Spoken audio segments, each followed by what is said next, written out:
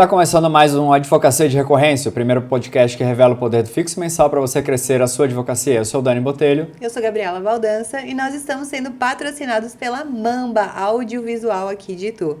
É uma produtora audiovisual aqui da nossa cidade, onde ele faz podcast, onde ele faz produções, filmagens, tudo que organiza o audiovisual para a sua empresa se apresentar cada vez mais, né?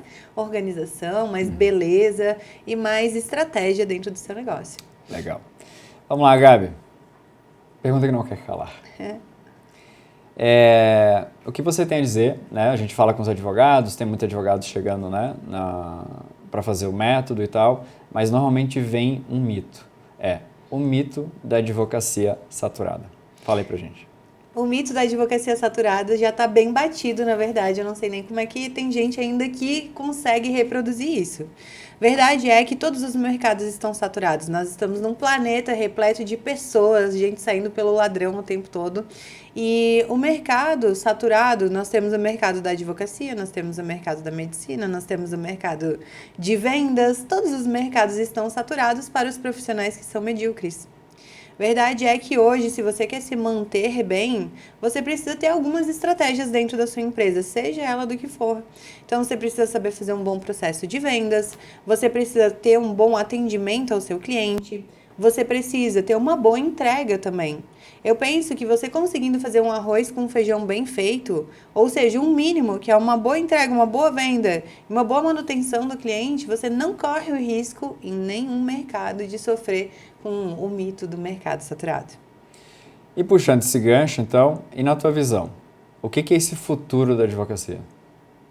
Esse futuro da advocacia, você diz no quê? O que você está vendo, né, nessa possibilidade, né? A gente recebe muito desse mito, né, do mercado saturado. E que saída é essa? Que futuro é esse da advocacia? Que seria uma saída para esses advogados que até então ficam, né, trazendo esse mito do saturado? Quando a gente fala de alternativas, Dani, assim, o que é mais usual no mercado é a gente querer usar um gatilho, assim, né? E qual que é o novo nicho? Qual que é o novo momento? O que vai acontecer daqui para frente, né? E eu diria que se você quer buscar um bom mercado dentro da advocacia, o melhor mercado hoje é o mercado do marketing digital. Por quê? Porque é o mercado que mais cresce no Brasil e no mundo. É um mercado que está em expansão e não tem mais como retornar. É um mercado onde tem muitos profissionais e muita demanda e pouca qualificação específica, ou seja, poucos advogados, né, qualificados para atuar nessa área. Mas, se eu puder complementar para você, Dan, eu acredito que a real diferença para você fugir de um mercado saturado mesmo, é você ter uma advocacia mais humanizada, é você ter um atendimento personalizado, é você ter uma real preocupação, um interesse genuíno pelo seu cliente, é você começar a se colocar nas coisas. Hoje eu vejo muitos advogados, muitas pessoas em diversas áreas que não colocam a sua energia com verdade no que estão fazendo. Fazem uma entrega, vamos dizer assim, uma entrega insonsa, né? Uma entrega sem tempero, sem energia, sem força. E a verdade é que quem está do outro lado sente isso. E os resultados não chegam para quem não se coloca. Então, o primeiro ponto para o advogado começar a voltar a ter resultados é ele se posicionar. É ele se interessar pelo cliente, é ele se interessar pela entrega, é ele se interessar pela prospecção de clientes, é ele se interessar pelo procedimento do escritório dele, é ele se colocar na rua, é ele se experimentar, é ele ter uma força motriz dentro de si, jogando ele para que ele tenha energia de ação, a energia de resolução, energia de quem faz. O que eu vejo hoje é muito advogado sem energia. Pessoas desistentes, que não tem mais da onde tirar, que já estão frustradas, que já estão desanimadas, que não tem mais da onde tirar essa força para fazer. E eu vejo isso não só em advogados com muitos anos de experiência, mas também advogados jovens, que começaram na carreira e depois de um ano e meio já estão assim, puxa, eu queria estar faturando mais, eu queria estar recebendo mais, eu não sei como fazer. E aí a gente começa a colocar um monte de necessidades, né? Eu precisaria ganhar mais, eu precisaria isso, eu precisaria aquilo, e pouca resolução, pouca objetividade. pouca forma de realmente, o que eu posso fazer então para resolver isso? Se o meu problema é ganhar, se eu preciso de clientes para receber, quantos clientes eu preciso e o que eu preciso fazer para ter esses clientes dentro do meu escritório. Então hoje eu vejo que falta assim esse contexto, essa iniciativa, essa força no advogado para ele fazer uma advocacia diferente. Veja, repito, não existe mercado saturado. Existe advogado sem energia, sem força, e existe um direcionamento para o mercado que muitas vezes já está exaurido. Beleza. No dia a dia, me parece, e vem a conversa, né, com os advogados, eles fazem esse movimento, né, de correria para cima e para baixo, fazendo qualquer coisa de qualquer jeito, sem essa energia, sem essa atenção. E, na minha percepção, eles têm esse medo de ficar sem dinheiro. Eles têm esse medo, né, de ficar nesses altos e baixos, essa falta de previsibilidade e tal. Na tua visão, como é que combate um pouco dessa insegurança financeira e tal? Porque ou eles continuam desse jeito e aí fica sem essa energia, sem esse interesse genuíno pelo cliente ou o que ele está ofertando, ou vai ficar com esse eterno medo de ficar sem dinheiro, né, esses altos e baixos. Como é que é isso? Quem nunca teve medo de ficar sem dinheiro que atire a primeira pedra, né? Todos nós, em algum momento da vida, já tivemos medo de ficar sem dinheiro, ou de não ter como pagar as contas. E aí eu sempre digo assim, cara, pensa o que de pior pode te acontecer. Se você for investigar a fundo mesmo, você vai ver que, tipo, o máximo que pode acontecer é você ter que procurar um emprego e deixar de ser autônomo. No caso do advogado, né? Então, às vezes, a gente constrói uns medos, assim, meio sem fundamento na nossa cabeça. O que acontece é que o advogado, ele acaba aceitando fazer qualquer coisa, porque ele acha que ele precisa de proventos vindos de vários lugares. Então, quanto maiores as fontes de renda e quanto maiores os lugares de onde ele puder tirar dinheiro para ele, melhor. E aí ele não percebe que ele está se desgastando e que no final das contas ele está fazendo um péssimo papel de vendas para ele mesmo, né? O que acontece? Com uma entrega ruim, ele só está queimando o nome dele no mercado. E não tem como alguém fazer uma boa entrega fazendo de tudo um pouco para todo mundo o tempo todo. Não tem como. Então, às vezes, eu vejo até com carinho esse advogado, eu olho para ele e eu vejo que existe um desejo de fazer uma boa entrega, mas não existe uma condição. Porque para fazer uma boa entrega você precisa de concentração, você precisa de curiosidade, você precisa de tempo, você precisa de interesse. E isso é incompatível com você fazer 1000 ações de 1000 coisas diferentes. Eu vejo advogado que é parceiro de um e é parceiro de outro e atende com um amigo aqui, tá fazendo uma ação lá e aí tá indo numa audiência e faz uma trabalhista e aí tá fazendo um divórcio. Cara, não tem como você ser bom. Se você tá fazendo isso, aí saiba, o teu trabalho é medíocre e provavelmente ele é ruim. Trabalho ruim. Eu pego muito trabalho ruim dentro do meu escritório. Se você quer fazer um trabalho verdadeiramente bem feito, você precisa nichar e se especificar em alguma área. E o medo de você ficar sem dinheiro te mantém na mediocridade de um trabalho mal feito, que vai te levar a uma renda baixa, que vai te levar a fazer 1000 coisas, que vai te levar a um trabalho mal feito, que vai te levar a uma baixa renda, que vai te levar a fazer 1000 coisas. E você fica nessa roda dentada da qual você não consegue sair. Então, se você é um ser humano livre e você tá na vida hoje, é porque você tem poder de decisão. Cabe a você começar a fazer e tomar decisões na sua vida. Então, o que eu realmente quero para minha advocacia? Com que tipo de cliente que eu realmente quero trabalhar? Que tipo de entrega que vai me satisfazer fazer? Então, se você não consegue responder essas perguntas, começa a ficar complicado. Então, hoje você precisa olhar para o seu ambiente e perceber se o que você está fazendo é compatível com o que você quer. E a frustração, ela começa a existir nesse lugar, quando você quer algo e está fazendo outra coisa. E essa incompatibilidade com o tempo te deixa, inclusive, doente. Passo a passo agora para você. Olha para a sua vida e perceba o que você gostaria de fato de fazer. Gabriela, eu gostaria de trabalhar com empresários. Eu gostaria de trabalhar com empresários do marketing digital. Eu gostaria de trabalhar com empresários do marketing digital que me pagassem mensalmente. Eu gostaria de trabalhar com empresários do marketing digital que me pagassem mensalmente R$2.000. R$ 1.000. Porque aí você já tem um panorama para onde você vai olhar. Eu digo que às vezes o advogado diz que está sem oportunidade e é uma grande mentira. Eu estou vendo muitos colegas já hoje, que é dia 18 de dezembro, já com negocinho, cartazinho lá de feriado, recesso, não sei o que lá. O meu escritório não vai parar. Sabe por quê? Porque essa é a melhor época do ano para você vender seus serviços jurídicos. Porque em janeiro acontecem os maiores lançamentos. E aí, enquanto você estava dormindo, ao invés de construir a sua estrutura, para o ano que vem você não passar esse perrengue, não, estava lá na praia junto com todo mundo, aproveitando o tal do recesso, tirando férias quando todo mundo tira, fazendo o que todo mundo faz, na hora que o judiciário manda você descansar. Sendo que você não tem nem autoridade para você determinar quando que é o melhor período, quando que você deseja tirar férias. Eu desejo tirar férias em abril, para mim é a melhor época. Não tem férias, não é caro, não tem criança, não tem um monte de gente. Estação perfeita, não é quente, não é frio. Mas não, você se coloca numa situação onde você tem que tirar férias no recesso. Você tem que parar do dia 20 ao dia 20. Então, o advogado, às vezes, falta ele mandar na própria vida.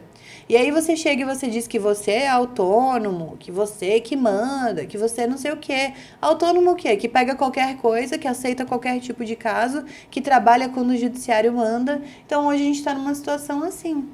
Pegando esse gancho, que tu comentou dessa insegurança, que eles, né, fazem tudo, oferecem tudo e tal, muitos deles eles chegam com essa necessidade de aprender de tudo, fazer de tudo um pouco, né? Como é que eles podem superar essa insegurança de saber de tudo um pouco, de querer estar preparado a todo momento, de estar pronto para tudo, né, para o que vier? Como é que, na tua visão, essa advocacia nova, essa organização do dia a dia pode ajudar eles a superar essa insegurança? A gente nunca vai saber tudo de nenhuma área, né? E eu penso que o advogado, às vezes, ele é muito exigente com ele mesmo. Ele acha que ele vai conseguir chegar num lugar onde ele vai saber de tudo. E ele acha que ele precisa ter respostas prontas para tudo. Ele fica receoso quando o cliente vai perguntar alguma coisa, pelo fato dele, de repente, eventualmente, não saber. E verdade é que a legislação está mudando o tempo todo, então às vezes a gente realmente não sabe. E muitas coisas nós não sabemos efetivamente, né? Eu acho que ter a humildade de você falar com o cliente, não dizendo que você não sabe, mas que você vai buscar por maiores informações, é o primeiro passo. Então, o que mantém você nesse medo de não saber responder ou nessa insegurança de não ter a resposta certa, na verdade é o seu próprio ego. É o seu próprio ego querendo mentir para você mesmo de que você em algum momento da sua vida vai saber de tudo. E a verdade é que você não vai chegar nesse grau de conhecimento, né? Nessa sabedoria de ter o conhecimento sobre o direito como um todo. A gente sabe especificamente sobre várias áreas, né? Mas sobre tudo, não. Então, muitas vezes os clientes me pegam de calça curta também, né? Ai, Gabriela, como é que foi? Um tempão atrás o cara veio falar sobre um contrato de vesting. Gente, eu não sabia a menor noção do que era isso. Falei, olha, nossa, que legal, vou estudar. Eu vou fazer um parecer jurídico para você, vou analisar direitinho, ver se cabe para sua empresa e depois eu te entrego um parecer jurídico. Então, muitas vezes a gente também, nesse afã de ter uma pronta resposta, nessa alta exigência de ter que ter sempre uma resposta na ponta da língua, a gente não se dá o direito nem mesmo, às vezes, de ser profundo nas coisas, né? Eu digo que tem muito advogado que reclama que o cliente faz consulta gratuita, que faz perguntas e não quer pagar nada, etc e tal. Mas o advogado muitas vezes é preguiçoso, né? Eu dou, inclusive, dentro da metodologia, um modelinho de parecer jurídico para que o advogado, né, não tenha preguiça mesmo de escrever um pouquinho sobre o que o cliente está perguntando. Porque se a resposta é tão fácil assim, se foi tão simples responder, cara, provavelmente é porque não tem valor. Então, perceber também que o cliente ele pode esperar, que é possível que ele tenha, né, esse desejo de ter uma resposta mais profunda, mais explicada e que é melhor para ele também, que ele vai se sentir mais seguro, é um bom passo para o advogado começar a ter mais segurança na sua advocacia. Legal. E isso traz um pouquinho percepção de uma desorganização no dia a dia, traz alguma... ou leva ele para um excesso de trabalho, tipo, ele querer ir atrás de mais informação, essa bagunça do dia a dia também gera isso? Esse fato de ele querer saber tudo, ele acaba se sobrecarregando com o trabalho, sobrecarregando na organização dele. Como é que ele foca no dia a dia? Muitos advogados, inclusive, quando vem nas sessões lá com você, eu fico sabendo depois, a gente vai falar sobre quais são as especializações ou quais são as áreas que eles estão estudando. E muitas vezes são áreas que não têm afinidade nenhuma uma com a outra, né? Então, tipo assim, eu estou estudando orelha e pé, né? Estou estudando, sei lá, direito penal e trabalhista, sabe? Coisas que não se conectam. No final das contas, tudo no direito se conecta, né? Claro que a gente tem uma ciência que ela é integral, então, quando você entende a base do direito, você consegue entender todo o mecanismo jurídico de funcionamento, né? Mas as especificidades, você não precisa ter conhecimento. E eu vejo que o advogado fica nessa busca, né? De buscar aqui um pouquinho, de saber um pouquinho aqui, um pouquinho ali, um pouquinho lá. E, na verdade, ele não se aprofunda em nenhuma área. Quando eu falo sobre aprofundamento, eu falo sobre você entender profundamente quem é o seu cliente, quais são as necessidades dele, como que é a atividade dele, o que ele realmente precisa se assegurar, como ele se sente, o que ele precisa. E às vezes a gente está buscando mais qualificação dentro do direito e não é isso que vai virar nosso jogo na advocacia. Na verdade, o que vira o jogo na advocacia é você entender muito mais sobre o cliente do que sobre o direito em si. Isso faz com que ele procrastine o resultado dele? Faz com que ele bagunce o resultado dele? Faz com que ele não tenha resultados, né? Não resultados tão otimais quanto poderia. Porque pensa só, Dani, hoje, por exemplo, a gente tem o STJ, né? Então lá o advogado, ele tem um banco de modelos. Então ele tem aula sobre mais de 50 modelos. Então, quando o cliente dele procura ele, ele já sabe quem é a persona, ele tem uma aula específica sobre cada persona. Vamos dar um exemplo. Um editor de vídeo me procurou. Ele vai lá, ele assiste a aula de editor de vídeo. Ele sabe quem é o editor, como que ele trabalha, qual é a atividade, quais são os maiores problemas, mais ou menos quanto que ele fatura. Depois ele vai lá no banco de modelos, ele tem uma aula sobre aquele modelo de contrato para o editor de vídeo. Com todos os detalhes, todos os eventuais problemas, quais são as cláusulas que ele tem que mudar, o que pode acontecer, o que não pode acontecer. Ou seja, ele consegue ter um grau de especificidade, de especialidade, que quando ele está na frente do cliente, ele se posiciona como um especialista real. Isso faz com que ele não perca tempo. Agora, você imagina, se ele não tem esse banco de personas e nem esse banco de modelos. Cada tipo, vamos dizer, um médico me procurou e eu preciso de um contrato para a clínica dele. Meu Deus, vamos estudar todo o conselho de ética, vamos estudar como é que são essas relações de trabalho dentro de uma clínica, como que funciona aquela clínica. Então tem todo um dispêndio de energia e de tempo para ele entender o funcionamento daquele tipo de empresa. O que eu sempre digo, se você quer otimizar os seus resultados e não ter essa sensação de procrastinação, é importante que você escolha uma área, se atualize, se aprofunde nela e atue especificamente nela. Legal. Vamos falar um pouquinho... Isso aqui é o bastidor, né? É o que a gente está recebendo lá, chegam esses problemas, chegam todas essas dúvidas. Mas vamos falar um pouquinho do cenário de... Imagina que ele já sabe que já tem esses problemas e ele está querendo sair desses problemas e ele está buscando mais estabilidade, né, de tempo, mais estabilidade financeira, mas eles não conseguem visualizar isso, né? Eles só sabem que querem, né? Como é que você enxerga do tipo, qual é o fio da meada? Qual é o primeiro passo para eles do tipo, começar do tipo, consigo enxergar uma saída para minha estabilidade financeira ou consigo né, uma organização para o meu tempo no dia a dia? Como é que é o primeiro passo aí? Organização de tempo e organização financeira. Vamos lá, Dani. Se você quer ter organização financeira, você precisa ter algum tipo de recorrência. Então, assim, você precisa saber de onde vai vir o dinheiro todos os meses caindo na sua mesa, né? No seu escritório de advocacia. Eu gosto de receber honorários fixos e mensais. Por quê? Porque eu não gosto de ficar esperando eventuais processos para, de repente, eu receber em algum momento da minha vida e sabe-se lá de que jeito. Eu gosto de trabalhar para clientes que me paguem uma quantia fixa e mensal. Então, quando eu falo de estabilidade financeira, eu falo de trabalhar para empresários que me pagam uma mensalidade. E eu posso escolher se eu trabalho para um empresário, para 10 empresários, para 50 empresários. Então, de acordo com a minha capacidade, né? Então, eu consigo fazer uma organização. Quanto eu preciso hoje receber para que eu possa ter essa liberdade e essa estabilidade financeira? Ah, eu preciso receber, sei lá, pelo menos meus 10 mil reais por mês. Então, quantos clientes eu precisaria ter para receber esses 10 mil reais por mês? Sei lá, 7 clientes, 5 clientes?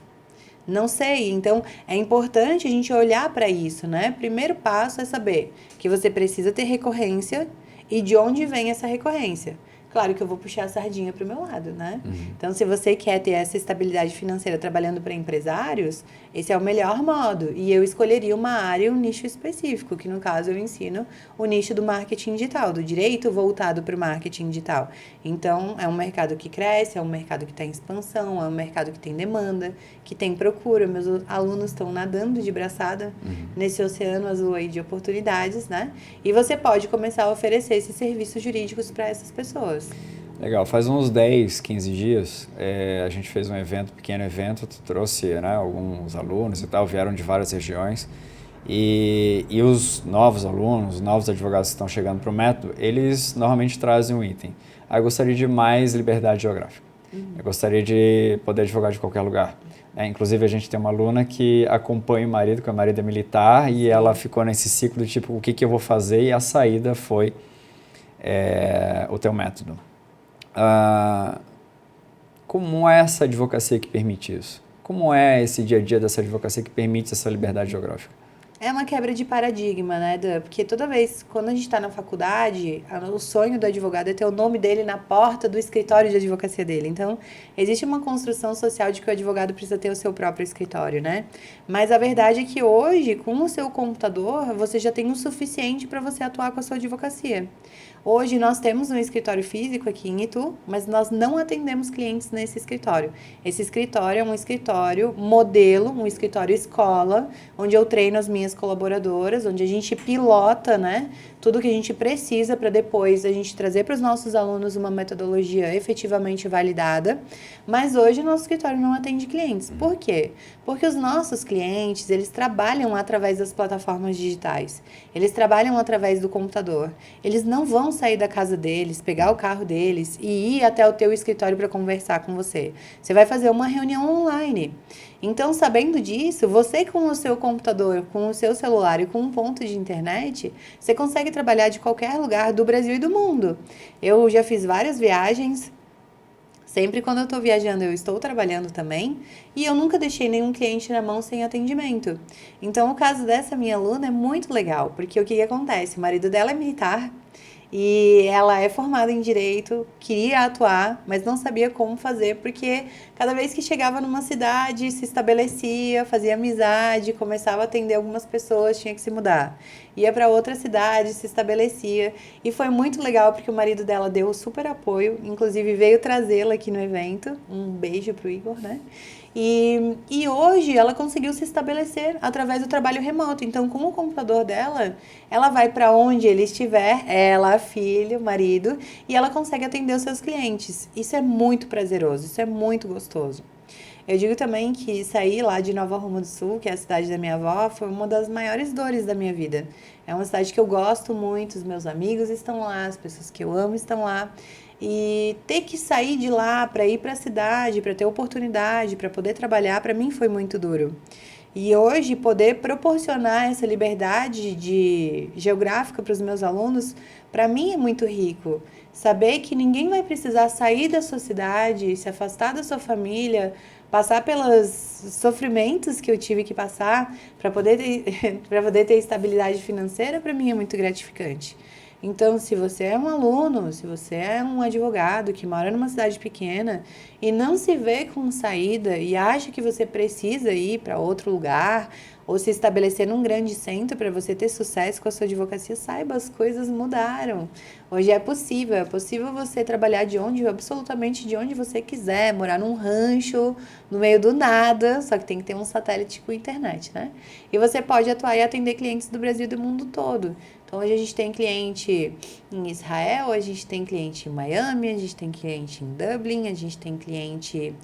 Um cliente que não para quieto, fica viajando para cima e para Tem os baixo. clientes nômades digitais, a gente tem clientes no Brasil todo, então hoje a gente pode atender clientes do Brasil todo, absolutamente de qualquer lugar que nós queiramos, né?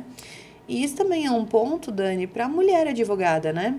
A mulher advogada tem medo muitas vezes de engravidar e não ter tempo, não ter disponibilidade de ficar com a sua criança, né? Não ter esse tempo de ver o seu filho crescendo. Eu penso que hoje esse mundo, essa guerrilha feminina e masculina, esse momento esquisito que a nossa sociedade está atravessando, faz com que a mulher entre muito em conflito, né? Então, de um lado, sim, quer ficar em casa, quer ver o filho crescer, quer ter a oportunidade de poder dar educação para sua criança, mas ao mesmo tempo não quer deixar o trabalho, não quer esquecer da sua advocacia. Eu mesma já peguei muitas advogadas que deixaram de lado a advocacia e agora tentam retomar esse processo, e claro que é mais duro depois de um tempo parado você retomar. E você poder trabalhar da sua casa te dá essa liberdade de você poder estar com um olho no peixe, um olho no gato, entendeu? Fica um pouco com a criança, trabalha um pouco, organiza o seu lar, trabalha mais um pouco e consegue fazer uma gestão melhor da sua feminilidade, do direito, da sua advocacia, mantendo num ritmo mais organizado de acordo com a sua necessidade, né? Você pode ter 2 clientes, você pode ter 5 clientes, e depois você vai, né? Aperta aí o acelerador e vamos embora. Quando a criança vai crescendo, você vai acelerando junto. Legal. Tem uma outra coisa aqui para a gente, acho que, sintetizar toda essa sequência de muitas dúvidas que acabam chegando e a gente tentar resolver no podcast. Tem um que a gente olhou por todas essas dores, todos esses problemas, cidade pequena não tem mais mistério, né? Não. Você acabou de falar. E tem uns que chegam na mentoria, ou chegam nas ligações de venda, eles, tipo, eu quero faturar muito, né? Eu quero ganhar muito, né? Quantos clientes eu posso ter? Quanto eu posso faturar? Porque ele está acostumado no ritmo hoje que provavelmente é o judiciário, faz às vezes um pouquinho de extrajudicial, mas normalmente no judiciário. E a real até onde pode ir hoje alguém do zero? Até onde essa pessoa pode começar e ter os seus primeiros clientes? Qual a demanda que ela conseguiria atender? O quanto que ela conseguiria faturar? Acho que a gente tem que ser bem realista, tá, Dani? Eu não fico vendendo uma coisa que não existe, tá? Você não vai começar a faturar R$1 milhão agora. Não vai, esquece, não é assim o processo da vida. Sabe por quê?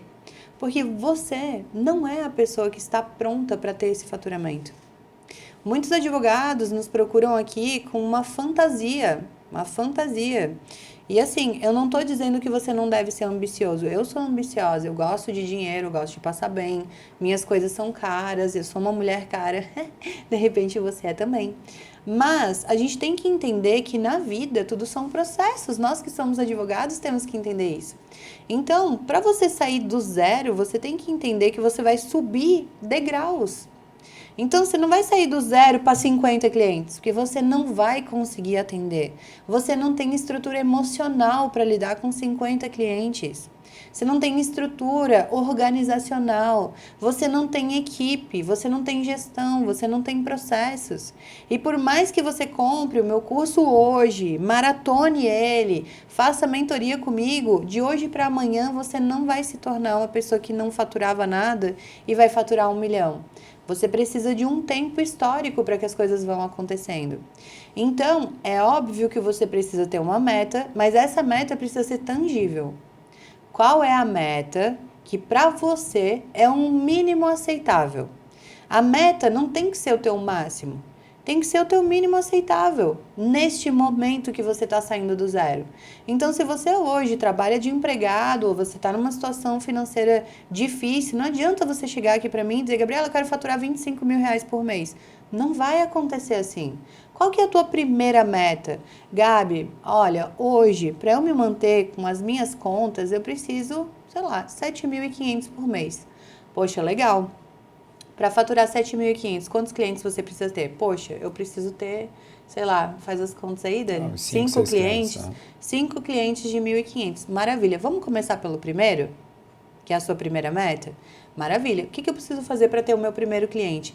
Então, a gente vai subdividindo essa meta em pequenas metas. Então, eu preciso produzir um conteúdo por dia, eu preciso interagir com X pessoas por dia, eu preciso entrar em contato com a minha própria base, eu preciso organizar minha foto do Instagram. Pequenas coisas. Eu vejo que muitas vezes a gente está olhando lá na frente para um mega faturamento que a gente quer e está esquecendo de fazer o mínimo, o básico bem feito. Então, se você quer ter uma consistência, um crescimento sólido, você precisa começar do começo. A sua foto do Instagram tá ok? O seu WhatsApp tá bacana? Você tá atendendo bem os seus clientes? Você já consegue, dentro da sua rede de clientes, elaborar uma mensagem para mandar para cada um? Sabe? Coisas bem pequenas, bem tangíveis. Aí você vai fechar um cliente, desse você vai fechar o segundo, o terceiro, o quarto, e assim você vai crescendo numa progressão, certo? Claro que você vai bater a meta, vai dobrar a meta, né? Ou vai ampliar a meta, não é problema. Não estou dizendo que você tem que se limitar. Eu estou dizendo que você precisa ter uma meta que você tenha capacidade hoje de batê-la. Porque senão você está fazendo uma meta para alguém que você não é ainda. E você não vai conseguir atingir. E isso vai gerar frustração para você. Exemplo clássico.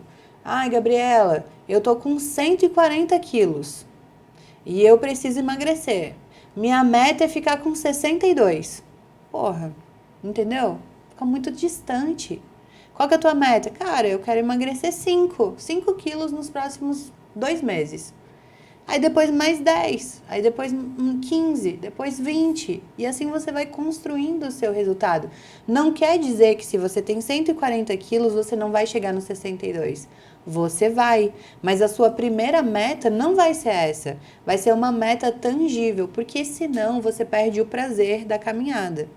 Você não vai celebrar os seus 5 quilos, os seus 10 quilos, os seus 15 quilos a menos, os seus 20. E isso vai fazer com que você fique sempre numa ansiedade de chegar num lugar que você parece que não vai chegar nunca. E pode ser que você chegue daqui a 5 anos, daqui a 2 anos, daqui a 1 ano, pode ser. Só que você vai estar tão desestimulado que é muito mais provável que você desista no meio do caminho do que você consiga se manter motivado para alcançá-la. Acho que é isso. Legal, é isso. Para a gente encerrar aqui, vamos para a sacada do episódio. Esse episódio foi para mim bem diferente porque a gente passou por várias cenas do que acontece no dia a dia com o advogado que chega conosco. Sim. Então ele passa com todos esses problemas que você comentou ponto a ponto. E para mim, se for somar tudo isso, se esse advogado ele está de fato olhando para uma saída ou ele está conformado do jeito que está. Então, ou ele acha que é normal aquilo e segue a manada, segue a boiada, ou de fato ele está aqui presente contigo, trazendo esse contexto tipo, puta, eu acho que tem uma saída aqui. Eu vou começar a sentar aqui e organizar. Aliás, volta o episódio todo e lápis, papel na mão, para poder entender que tópicos, que pontos aqui que provavelmente você está passando no teu dia a dia e é o momento de você olhar para essa saída. Então é isso que eu identifiquei hoje aqui. Eu sei que a tua mãe deve ter te dito isso já, que você pode funcionar na dor ou no amor, né? E eu vejo que ainda funciona muito, Dani. O pessoal funciona muito na dor ainda, né? Então, assim, olha pra tua carreira hoje e verifica. Tem algo que tá te incomodando? Essa é a primeira pergunta. A segunda pergunta, eu vou esperar que isso se torne um câncer dentro de mim, a ponto que eu esteja num lugar tão ruim que eu tenha que tomar uma medida drástica? Ou será que eu posso ir corrigindo isso, achando alternativas, reorganizando minha advocacia de uma forma mais leve, mais tranquila, mais direcionada? Então eu tiraria esse grande ensinamento, né, hoje. Cara, se tem algo que pode ser ajustado, por que não ajustar agora? Por que não fazer? Por que esperar uma dor para que você tenha que fazer um movimento super cansativo? Não, faz agora, começa a se qualificar agora, começa a se organizar agora, começa a olhar para a estrutura do teu escritório agora, se prepara para esse futuro brilhante que você está optando e decidindo ter. Legal, Gabi. Encerramos aqui mais uma advocacia de recorrência. Nos vemos então no nosso próximo episódio. Tchau, tchau. Valeu, tchau.